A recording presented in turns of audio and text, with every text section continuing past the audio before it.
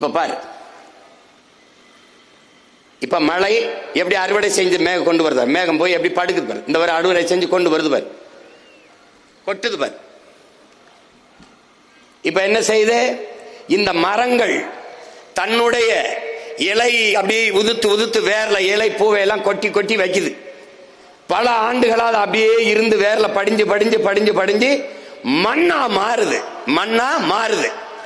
அரை அங்குலம் இப்படி மண் இப்படி மக்கி மண்ணா மாறுவதற்கு 1000 ஆண்டுகளை எடுத்துக்கிறது. இந்த வேர்ல படிஞ்சு இருக்கிற இந்த மண்ணின் தன்மை என்னன்னா, அந்த மழை இருக்கு பாருங்க, இந்த மழை பொழியும் போது அப்படியே உள்ள மரத்துல இறங்கி வரும்போது இலைகள் கொஞ்சம் பிடிச்சுக்கிறது, மரத்து வழி அப்படியே வழிந்து வருவதை இந்த வேர் அந்த மண் இருக்குதே மக்கி அந்த மண் இருக பிடிச்சு சேமிச்சுக்கிறது. அப்படியே வேர்ல பிடிச்சுக்கிறது, ஓட விட மாட்டேங்குது, சேமிச்சு வச்சுக்கிறது அப்படியே.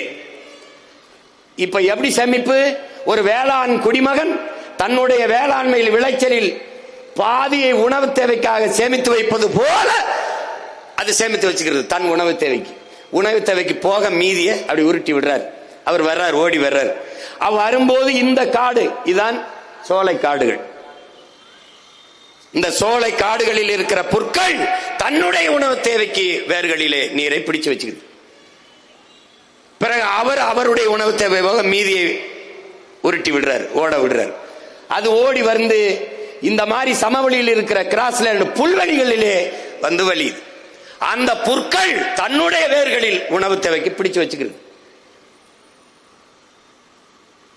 இது வெறும் புல் அல்ல, அது நீர் சேமிக்கும் வங்கி என்பதை என் உயிரினும் இனிய என் உடன் பிறந்தார்கள் புரிந்து கொள்ளும். இங்க பாருங்க, இங்க பாருங்க, இங்க பாருங்க. இப்போ